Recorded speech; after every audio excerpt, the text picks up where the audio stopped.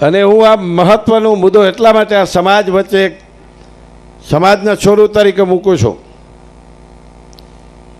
કે આપણી શક્તિ ગુજરાતમાં બધી રીતે ખૂબ જબરદસ્ત છે, કોઈની તાકાત નથી, પણ ક્યાંક ને ક્યાંક આપણે વાળા ભેદમાં આવીએ છીએ ને એટલે બીજા સમાજો આપણો લાભ લે છે. એક છોકરો ગોળ ખાતો તો પરમવંદનીય સરસ્વતી બાપુ અને જીવનનાથ બાપુ અહીંયા આપણા સંતો પણ બિરાજમાન છે. એટલે એની મા એ દીકરાને લઈને સંત જ્ઞાનેશ્વર પાસે ગયા, એનો કંઈક આશ્રમ હશે, અને એ આશ્રમમાં જઈને કીધું कि क्यों मैया क्यों लेके आई है तेरे बच्चे को? बोले पूज्य महात्मा जी ये मेरा बेटा गुड़ बहुत खाता है. बोले अच्छा, तो कि दीकरा कालथी गोળ ખાવાનું બંધ કરી દે, જાઓ તમે ઘરે જાઓ અને 15 દી પછી કે 10 દી પછી આવો. એમ કરીને મારા દીકરો કંઈક 15, 20, 25 કિલોમીટર દૂર ગામડામાં રહેતા હશે, એ પાછા ગામડે ગયા. 10 દિવસ થયા એટલે પાછા આવ્યા. આવીને એમ કીધું કે મહાત્માજી તમે કીધું હતું એટલે ફરી અમે પાછા આવ્યા છીએ. તો આને કંઈક એવો બોધ દો કે ગોળ ખાવાનું બંધ કરી નાખે. तो कि बेटा कल से गुड़ खाना बंद कर दे, जाओ घर पे. એટલે એની માતાએ કીધું કે આટલું જ તમારે પૂજ્ય સંત શ્રી કહેવું હતું તો 10 દિવસ પહેલાં તમારે કહેવું હતું. હું 50 કિલોમીટર કે 60 કિલોમીટર પગે આવી પગે ગઈ, આટલું જ કહેવું હતું તો એ દિવસે તમારે કહેવું હતું કે બેટા ગોળ ખાना छोड़ दे. तो कि बेटा उस दिन मेरे पास अधिकार नहीं था क्योंकि मैं खुद गुड़ खा रहा था. मैंने 10 दिन से ये गुड़ खाना छोड़ दिया है, इसलिए मुझे आज अधिकार प्राप्त हुआ है.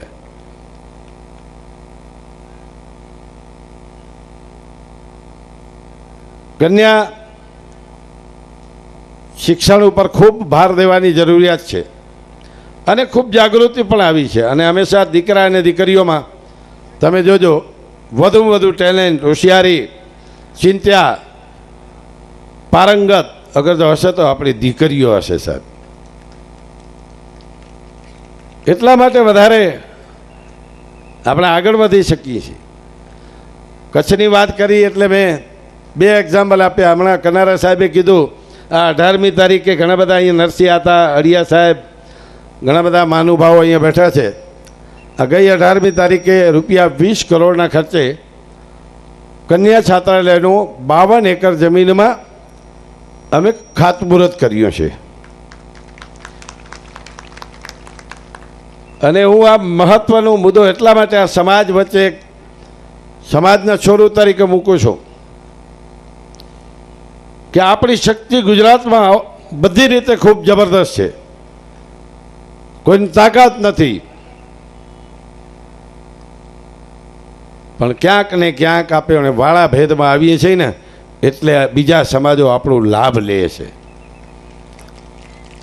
અને એટલા માટે આ કચ્છ આહિર સમાજની જે અમે કન્યા છાત્રાલય કરી એમાં સ્પષ્ટ પહેલું એવું નક્કી કરવામાં આવ્યું કે દરેક સમાજ, આહિર સમાજની દરેક દીકરીને એમાં એડમિશન આપવામાં આવશે. આપણા જે કાંઈ ગોળ છે આપણું આહિર સમાજ એટલે એક બાપના દીકરા છીએ. આ પ્રાથરીઓ છે, આ વણાર છે, આ મસોઈઓ છે, આ બોરીચો છે, આ સોરઠીઓ છે. મિત્રો આમાંથી હવે બહાર આવવાની ખૂબ તાતી જરૂરિયાત છે. અને એટલા માટે આપણો લાભ લે છે. આપણી તોલે કોઈ સમાજ આવી શકે એમ છે? અન્ય સમાજ કોઈ દુનિયામાં કોઈની તાકાત નથી કે આહિર સમાજને તોલે આવી શકે સાહેબ.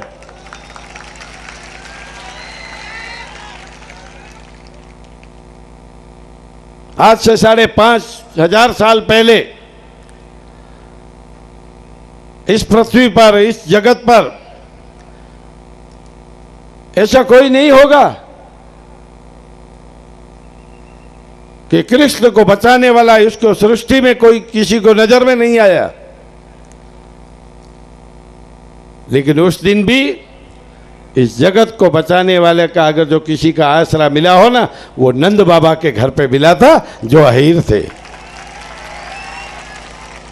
5,500 साल के बाद में भी हम गौरव से कह सकते हैं कि हम अहीर हैं।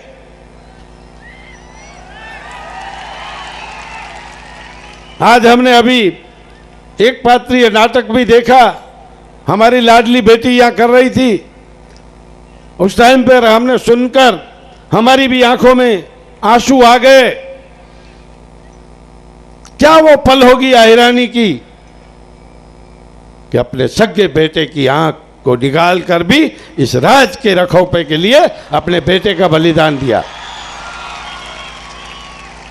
यही तो अहीर समाज है। ये विरासत, ये ताकत, ये प्रामाणिकता, ये निष्ठा, ये शौर्यता अन्य समाज में आप नजर डालो, कहीं दिखने भी नहीं मिलेगी। ये हमारा अहीर समाज है। चाहे देवायत बापा हो, चाहे नंद बापा हो। कृष्णम वंदे जगत गुरु, जिस अहीर के घर पर 11 साल 52 दिन हमारी माँ जसोदा ने उसको लालन पालन करवाए हैं, और आज हम इसके गौरव से हम कहते हैं कृष्णम वंदे जगत गुरु। मैं तो छेले हूँ, એટલી જ વાત કરીશ। સરકારમાં બેઠો છું, અહીર સમાજની જ્યાં જરૂર પડે તમે તમારા માટે 12 વાગે રાતે દરવાજા ખુલ્લા છે।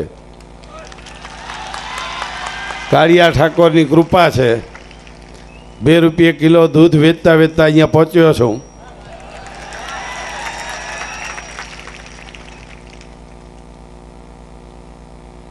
पच्चीस वर्षથી ધારાસભ્ય છું અને 5મી વખત મંત્રી બન્યો છું।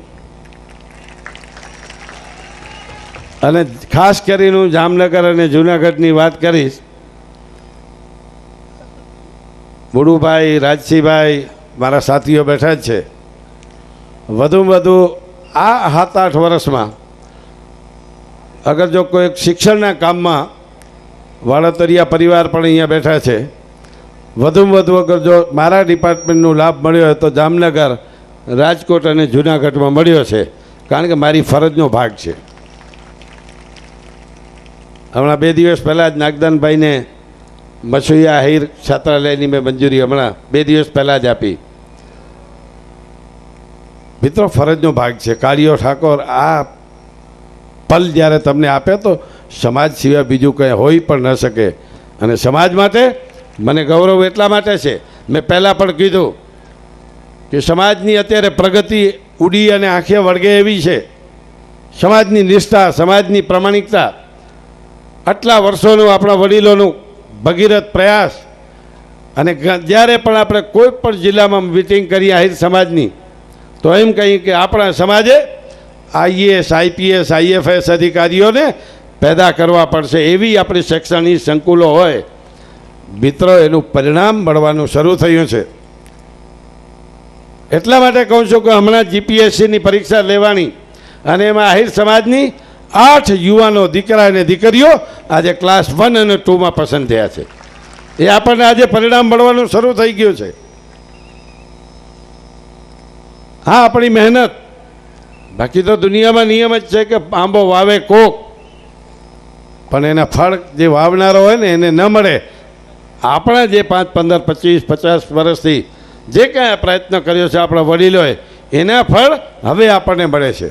છેલ્લે એક વાત કરીશ કે ઘણા બધા એમ કે આમ તો બધા એક જ 2 વસ્તુ જીવનમાં ઉતારવી જોઈએ। જ્યારે પણ કોઈ પણ આપણો આવો રાજ્ય લેવલનો કાર્યક્રમ હોય, જિલ્લા લેવલનો કાર્યક્રમ હોય, તો એક દી આયરનો ઓરિજિનલ ડ્રેસ પહેરતા જાઓ, મારી તમને વિનંતી છે। પૂનમબેન દાંત કાઢે છે કારણ કે એ તો સુધરેલા છે, હાઈલી એજ્યુકેટેડ, પણ આમાં જે મજા છે ને, આ ડ્રેસમાં તમે જુઓ છો ને, મને આમાં કાંઈ આપણું ખરાબ લાગે છે? વર્ષમાં 2 દી તમે આવું કરો, કાંઈક પાડવાનો દિવસ અને જન્માષ્ટમી। અત્યારે નરસિંહ હતા અને હું અમે ઓરિજિનલ ડ્રેસમાં હાલ્યા જતા હોય, ડીએસપીને તમારો કલેક્ટર સેલ્યુટ મારે તો તમે બધા શું કરો? હે?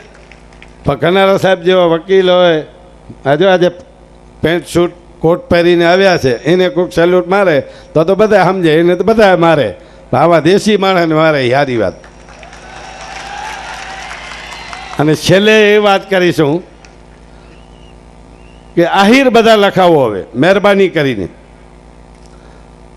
છોકરાને પણ જ્યારે એડમિશન દઈએ, દીકરી કે દીકરાને, તો સરનેમ આહિર લખાવો. આમાં વાત સાચી કે ખોટી? આહિર લખાવવા પાછળનું કારણ સાહેબ તમારી જનસંખ્યા ધ્યાને લેવામાં આવશે. તમને પોતાને ખબર પડશે કે અમે ગુજરાતમાં કેટલા લોકો છીએ. તમારો જે કંઈ કર્મયોગી અધિકારી જે પણ ડિપાર્ટમેન્ટમાં નોકરી કરતો હશે તો એને ખબર પડશે કે આ આહિર છે, મારો ભાઈ છે. તમારી આત્મીયતાનો ભાવ વધશે. અને ત્રીજું, આહિરમાં સ્પેલિંગ આવે AHIR. શું આવે?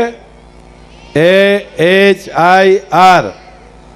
એમાં આવે એરટેલ, એચમાં આવે હચ, આઈમાં આવે આઈડિયા, આરમાં આવે રિલાયન્સ. આહિર બધા ટાવર પકડે.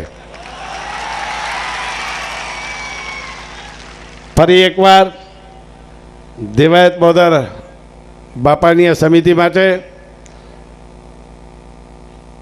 ભાઈ શ્રી મારખીભાઈ, ભાઈ શ્રી મેરામણભાઈ, ભાઈ શ્રી હિરેનજી અને આખી એની કમિટી, જામનગર જિલ્લાના સમાજે જે આ ભગીરથ કાર્ય કર્યો છે એના માટે ખૂબ ખૂબ અભિનંદન, ખૂબ ખૂબ એને શુભેચ્છાઓ.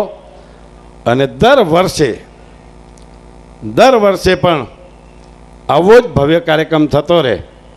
વચ્ચે મારી પાસે આડીદર બોડીદરના બધા જ આગેવાનો, આ ટ્રસ્ટના આગેવાનો પણ આવ્યા હતા. જમીનનો અહીંયા પ્રશ્ન હતો, એ પ્રશ્ન પતવા આવ્યો છે. એના સિવાય પણ વિકાસના જે કાંઈ રાજ્ય સરકાર દ્વારા કરવામાં આવશે એ ચોક્કસ કરશું. કારણ કે દેવાયત બાપાએ સોલંકીઓનું, ચુડાસમાઓનું જે રાજ રાખ્યું છે દરબારોનું, એવા ગુજરાત સરકારના માનનીય મંત્રી ભૂપેન્દ્રસિંહ ચુડાસમા પણ આજના કાર્યક્રમને શુભેચ્છા આપી છે. ત્યારે એ મહેસૂલ મંત્રી હતા. આપણે એક કેસમાં અપીલમાં ગયા હતા ત્યારે પણ એમણે ખૂબ મદદ કરીને એમણે એમ કીધું કે આહિર સમાજનું અમારા ઉપર ખૂબ મોટો ઋણ છે. અને આજે અગર જો હું આ દેવાયત બાપાની બોદરની, આડીદર બોડીદરની સંસ્થાને જો કામ નહીં આવું તો કેદી આવીશ. એટલે આદરણીય ભૂપેન્દ્રસિંહજી બાપુએ પણ મને ટેલિફોનિક શુભેચ્છા સંદેશ આપ્યો છે. એટલે એમનો આપણે શુભેચ્છા સંદેશ પણ સ્વીકારીએ. પુનઃ એકવાર આપ સૌનું ખૂબ ખૂબ અભિનંદન. જય શ્રી કૃષ્ણ, જય મુરલીધર, જય દ્વારકાધીશ.